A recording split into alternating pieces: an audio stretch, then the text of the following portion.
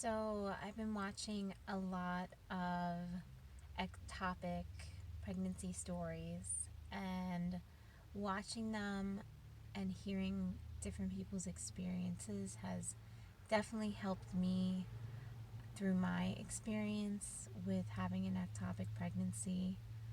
And I just thought I would create a video of my own. I don't know if I'm going to post it or not. But we are in the end of July, and I had my ectopic pregnancy December 8th of 2020. I hadn't ever heard of an ectopic pregnancy before, and what it is that the egg gets stuck in your fallopian tube, and it then backs up blood, so you begin bleeding internally. And what happens is a lot of people who go through this think they're having a miscarriage, which is exactly what I thought I was having. So we got pregnant back in November, and then, we were so excited. We had told my parents, we had told my husband's parents, and we had told my sister. Like we told a lot of people, and it was our first pregnancy. And I know they say not to say anything, but I was just so excited, and it was such a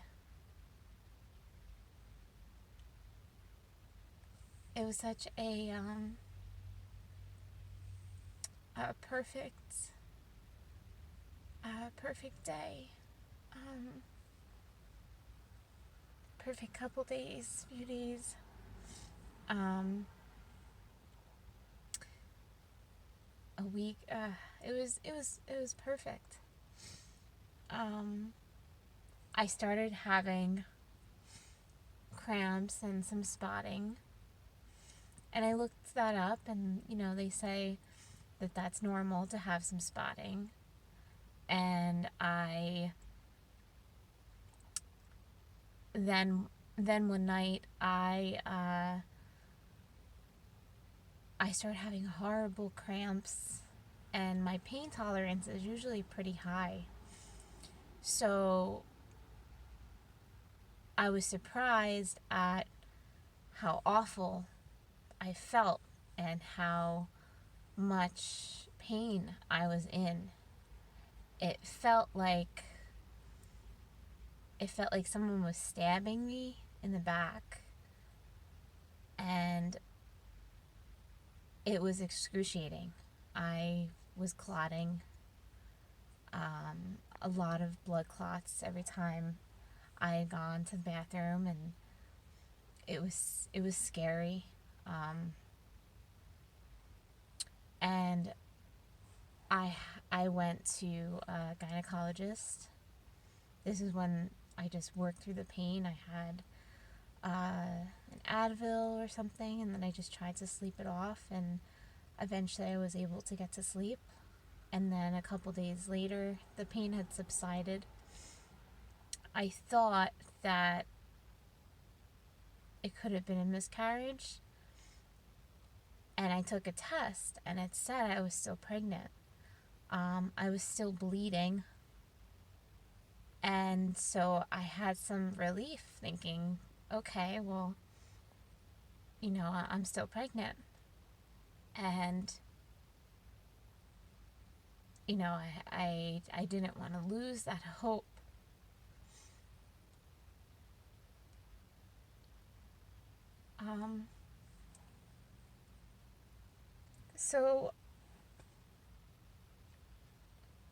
So then I was also teaching, and I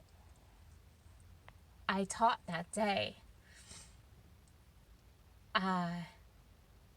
The day I went to the gynecologist. This was 2 or 3 days after that horrible night. where the pain was excruciating, and I slept it off. I took an Advil, and days after, it was better. The pain, again, I took a test. It said I was pregnant. I was still going to the bathroom, and clots were still coming out. But I didn't feel that pain, and I thought, it's still saying that I'm pregnant. So I go to the gynecologist, and they do an intravenous ultrasound. So it's a camera that they stick up you, and they move it around.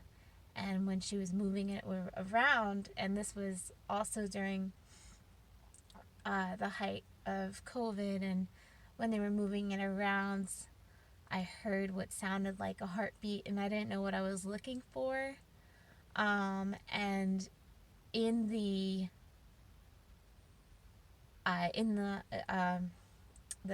TV, what have you, they had the sound on, and it sounded like a heartbeat, and I kept on looking and asking, oh, what's that?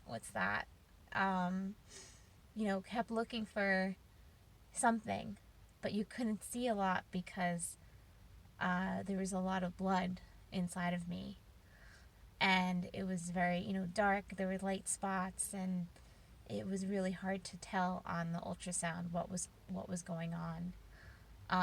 But the sound of the heartbeat that I thought was a heartbeat, it was just the sound of the blood moving around inside of my body. And the technician, she said I wasn't before she started, she said, I can't tell you anything.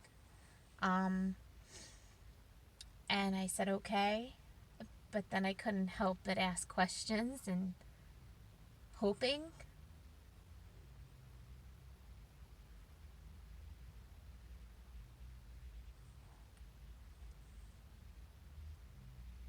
Hoping to see something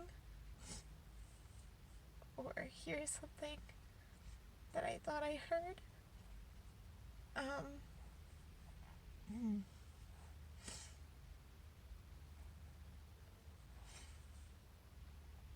And I think the hardest part, above all, was trying not to cry, even though it physically hurt.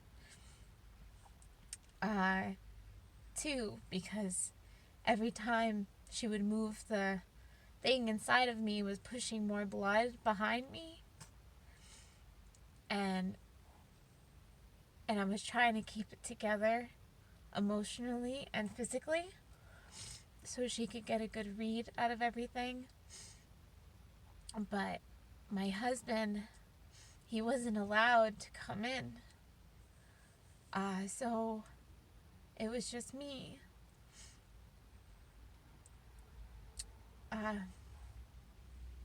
Just trying to get through that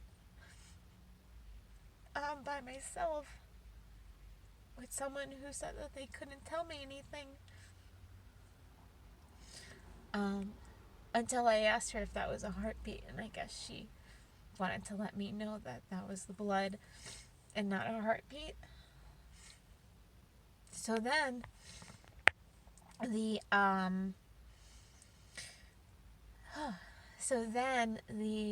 doctor, the gynecologist, came in. The technician left, and I guess gave her the read of everything, was telling her, what was going on, and I guess the gynecologist saw. So I kind of, during the read, I was just kind of, after a while, I stopped trying to listen for anything, and I stopped looking at the screen, and I just tried to, stop, I guess, squirming, because it hurt. um, I had a picture of my grandparents um, that I put on my phone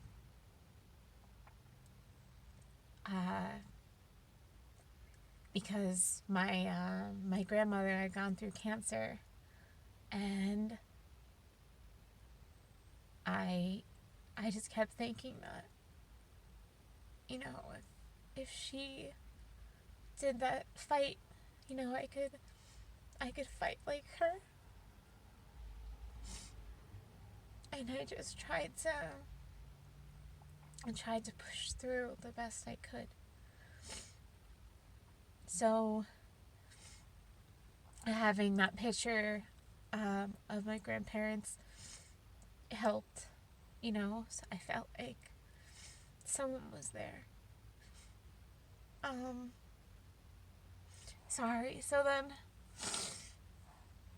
the gynecologist, she came in, and she asked me like how I was feeling, and I said, I'm actually not feeling as bad as I did a couple days before. And she asked me if I was having any back pain. I said every now and then, I would get some pains, but it's not as bad as it was. And she said that I needed to go to the emergency room because she was highly concerned. She couldn't get a good read because I had a lot of blood that was still there. And with the amount of blood that was still inside of me, and the cause and the fact that I had this lower back pain still, even if it was not as much as a couple of days ago, that I needed to go to the emergency room. And she said two things that could happen. It could be that maybe I had a miscarriage, but this lower back pain is very concerning. So I went, and they couldn't figure out. They did 2 more intravenous ultrasounds, and again, each time that they did it, it was very uncomfortable and painful, because they would push something inside of me that would then push more blood behind me, and it was moving further up, and then behind my uterus, the blood that was building up. And they couldn't decide about doing surgery or not, if it was worth going to surgery or not. So a few hours later, they said, I don't think we can wait any longer, and that we're going to go in. And the one of the residents, she said, a few things could happen. She said there's a possibility of maybe even still saving the baby. And to still hear that, I think it was more painful of still possibly keeping that hope that I still could be pregnant, because I was in so much pain at this point, and I didn't want to give up hope. But at the same time, the amount of blood that I was losing and the amount of blood that was still inside of me, it was hard to still hold on to that hope that I could be pregnant and that they could save the baby. So she said, we could, she said there's a chance we could still save, the baby. She said that there's a chance that I might lose a fallopian tube. And she said they're going to have to just see what happens when they get in there, because they couldn't see anything because I had that much blood inside of me. And I was thankful that the hospital allowed my husband to be in the room with me as I was going back and forth. He was not able to go to any of the ultrasounds with me, which was hard because I was around complete strangers who didn't know it seemed like they didn't have answers on what was going on with me, on not what was going on with me, but on why I was filling up with blood as much as I was. And that was scary, because it seemed like they didn't know what to do. And I didn't know what to do. And I was just trying to keep it together as much as I could, especially during those ultrasounds. Oh man, they really hurt. Those ultrasounds, when you have so much blood inside of your body that's getting pushed further and further behind your uterus, and they really definitely hurt going through those ultrasounds. So it was hard doing the ultrasounds on my own without my husband there. And then they would bring me back to my room, and there he was again. And he was just amazing. So they ended up deciding to do the surgery. And I remember I can't even think of the correct title of the person. But he came over to me before I went in the room, and he had me sign off on, because the amount of blood I had lost and the amount of blood that was inside of me. He had me sign, about getting a blood transfusion, and, that's the last thing you kind of want to do before you get into surgery, with so many questions in your head. Not just what's going to happen with my baby, but what's going to happen to me. You hear blood transfusion, you freak out. And that was right before going in the room. They were legit about to roll me in there. So then, I say bye to my husband, and, I squeeze his hand tight. I take a nice picture. I'm giving, a peace sign, and just trying to still stay positive, but I was so scared. It was the worst, scariest night of my life. And that blood transfusion thing with signing your, that's just like the icing on the cake there. So I get into the room, and it's so cold. It's always so cold, if you've ever had any kind of surgery, it's freezing cold in those rooms. So I'm in the OR, and they have me like on the bed, and I was looking up and I was looking around, and I see everyone just like, not running, but everyone's, going around the room. And then every couple minutes I was looking up at the light, and then every couple minutes another like doctor or resident or intern, was looking down at me, and I'm like, oh hey, like, how's it going? And I'm trying to like keep it together and not freak out. I almost just wanted them to knock me out, because no one was saying anything to me, and everyone was just kind of moving around the room fast too. And I think I remember saying, oh, what's everyone's favorite Christmas song? And, I was asking questions, or I was trying to make a joke. We were talking about, I was just trying to talk to anyone that would, I was like, oh, what's your name? What's your name, But at the same time, I'm thinking, like, can someone just knock me out? Because I can't watch you people moving around this room as fast as you are, and have a new person, like, look down at me. I almost felt like I was, like, a fish, and you were looking at the tank, But eventually they knocked me out. And the doctor that I had, he had told my husband that he would come down and see, them. My husband was with his parents, when the surgery was over. And he called my husband, saying, we're going to come down and talk to you. And my husband, they didn't say right away if I was okay. And he knew the amount of blood that I had lost and the amount of blood that was also building up inside of me. And the doctor was about on his way down, and my husband's parents were there, and they were asking, what was she okay? And then he said, I don't know. They said they have to come down and talk to me.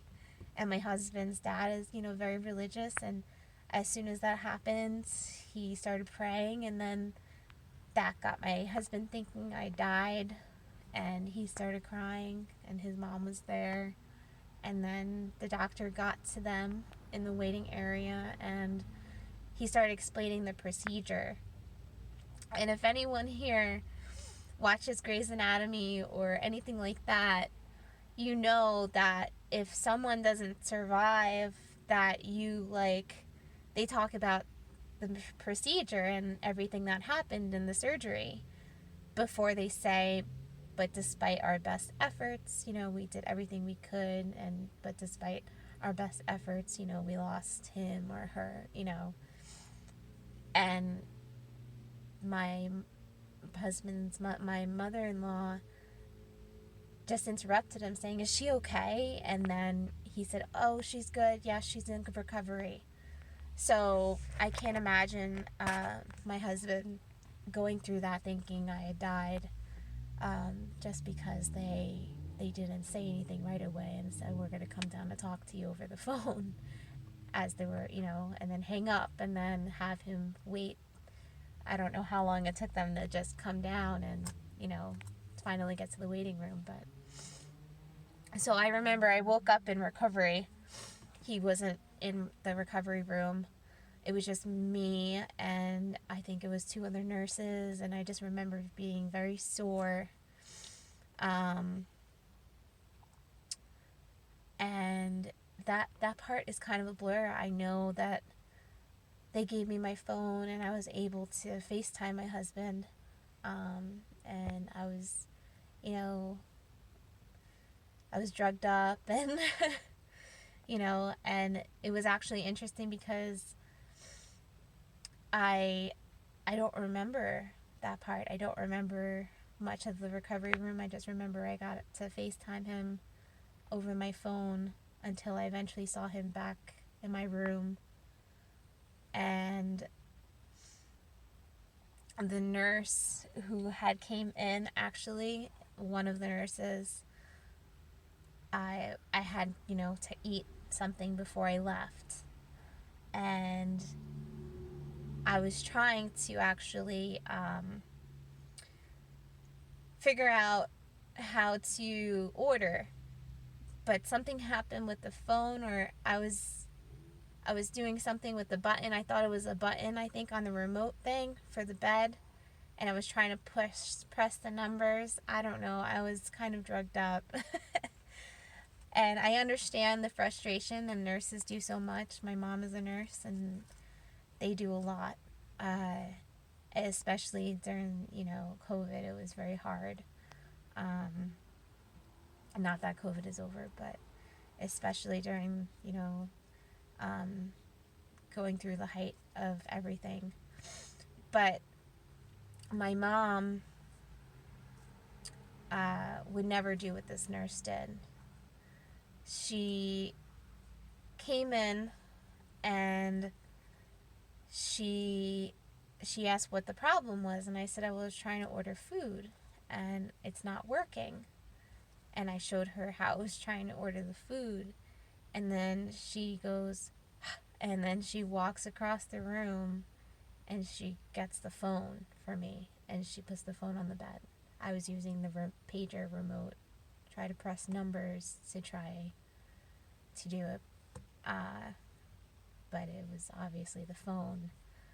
And I understand the frustration of having to go in a room just to get a phone for a patient, but I think anyone who's coming into a room should read a chart before coming into that room, so you can have some sensitivity on knowing what just happened to this person.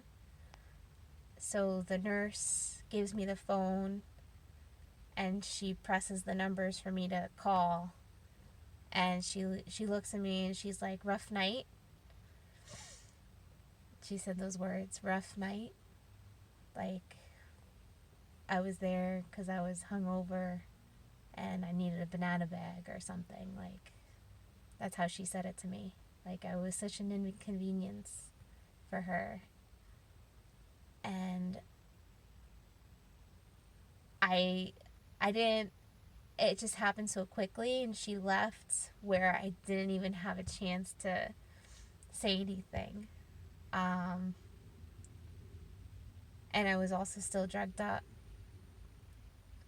But yeah, I had a rough night. You know, my baby was taken from me. You know, I had no choice in the matter. And there was no, save my baby, not me. I had no choice. You know, there was no way for them to save the baby at all. So yeah, I had a rough night. And I I told my husband was sleeping because he was up all night, hadn't slept. I was still groggy. I told him what happened, and I'm a teacher, and I happen to have like a dry erase marker. I wrote all over that dry erase board in that room saying, take some sensitivity training, and it was just like, I just let it all out. I think my emotions, at that point, I was delirious, but I was also, I'm like, did she really say that to me, and I just wrote all over that medical board, saying, and at the end it was like, don't ever mess with the teacher who could carry an expo marker. Like, you know, but yeah, I think she needed some serious sensitivity training. I can't imagine that she would have ever said that. Actually, not even sensitivity training, but please just read a gist of someone's chart before you think about saying things like that. And the way you say things, definitely read the person's chart, on what they've gone through, why they're actually in that hospital bed. So I eat. My husband ate a little bit. He woke up. And then it was time to leave. And as I was leaving the hospital,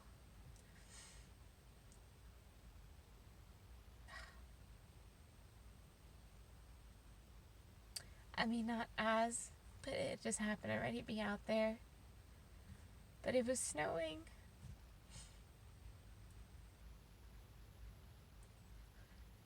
And it was like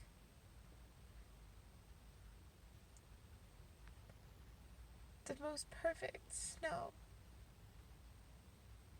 that I needed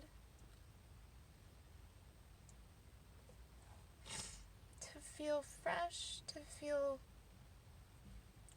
new. And I just held my husband's hand. And I started crying. I was crying tears of happiness that I was alive. I was crying tears of sadness because I didn't have a baby anymore. We didn't have a baby anymore. It was one of those moments that you see in movies, like where they're looking up at the sky in the rain. And that's what it was. It was all these emotions all at the same time. I couldn't believe it was snowing. It was perfect. It was beautiful. I felt like it was sent to me. If that sounds crazy, I know. But I feel like it was supposed to be there. But it was.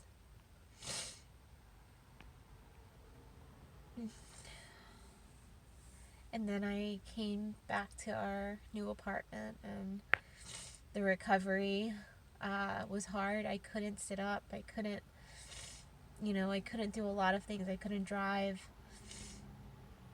My stitches eventually came out. I had in my belly button, on the sides, and on two sides of me. And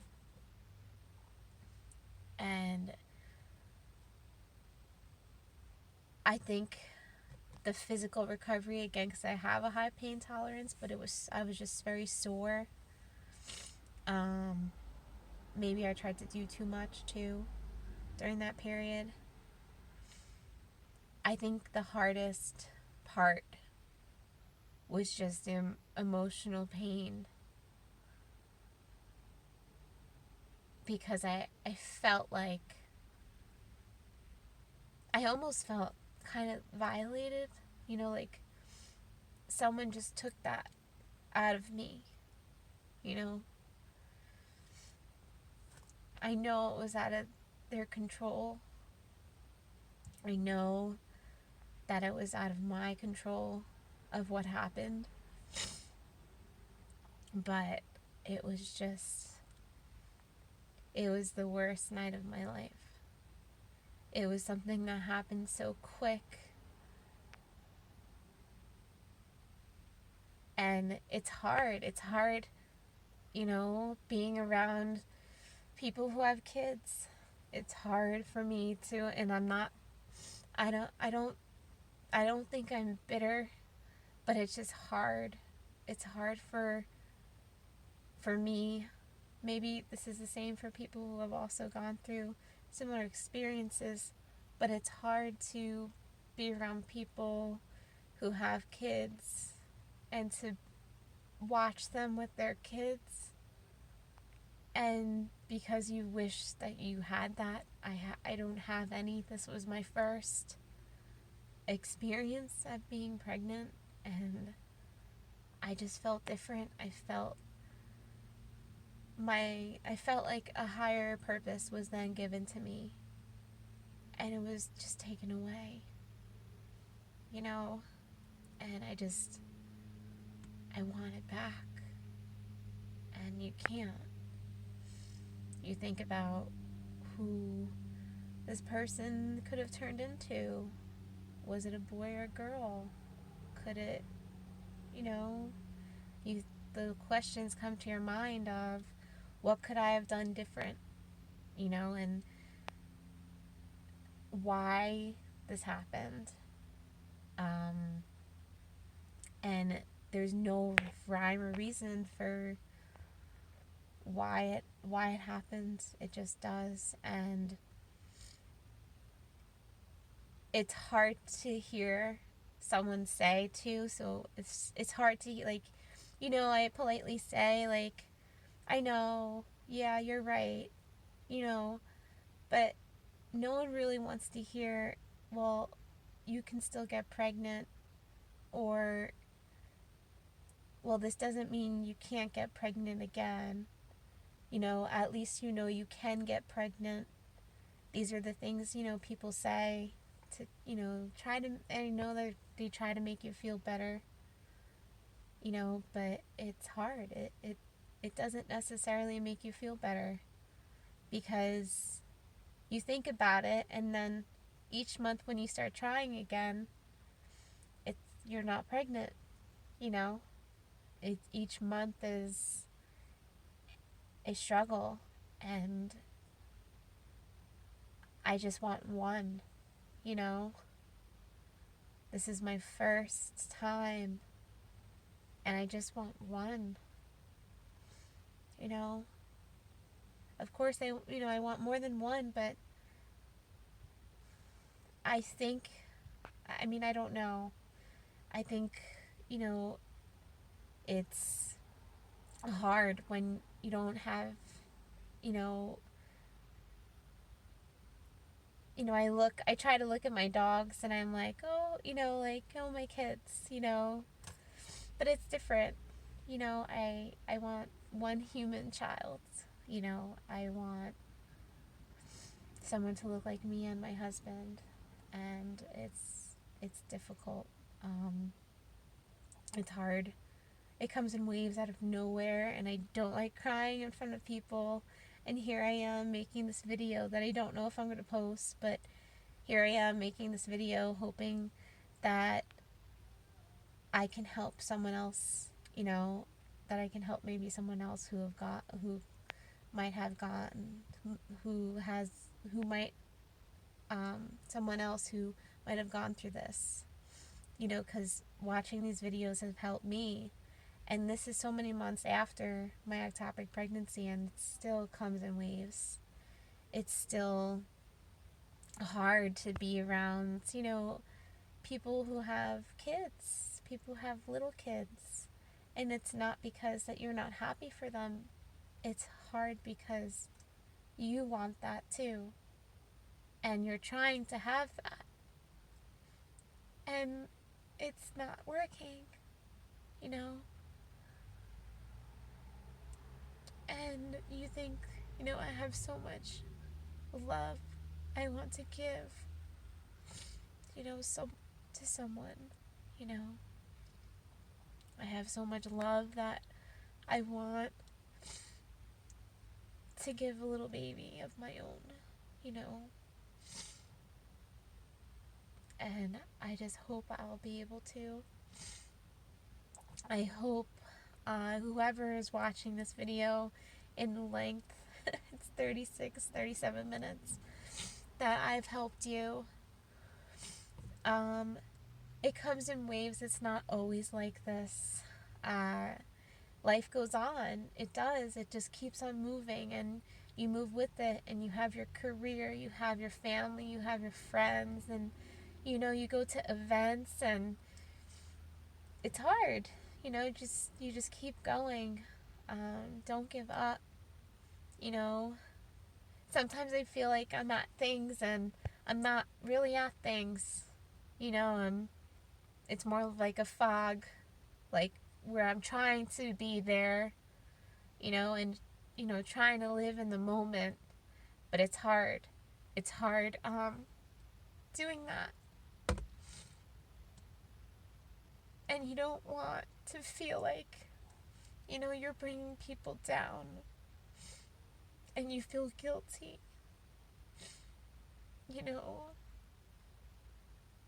It's hard.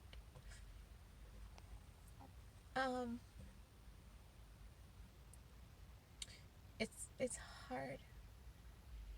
Sometimes I'm at places and I'm so stressed, and I want to be there, like with my full mind, body, and spirit, but I'm not, and I feel guilty about that. So I don't know if anyone else, maybe not an ectopic, but just in general, if anyone else has ever been like that at an event or for weekends, and you're trying to be there, and maybe there's other stressors in your life on top of that. Maybe there's something family oriented going on, and you just want, you want to go back. You want to go back to things the way things were. You want to go back to being pregnant again. You want to go back to that amazing moment. And it still is. That is an amazing moment in your life. And that is a day I will never forget, just as much as I will never, ever forget the worst day of my life.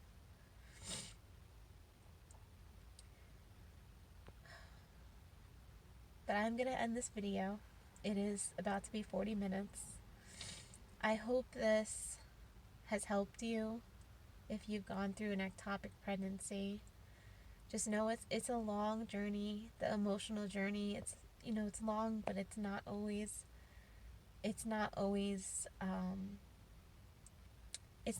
sad. There are beautiful things that are still happening around you. And my advice to you is to just try to your very best to be there, you know, whole mind, body, and spirit to be there, to still try to enjoy, you know, life. Um, because you don't want it to just keep passing you by as you're in a fog. And I have to take my own advice and I have to figure out how to do that. And it's hard. But I hope this has helped. It's helped me actually filming this. It's been 7 months. But doing this video has been a kind of therapy for me.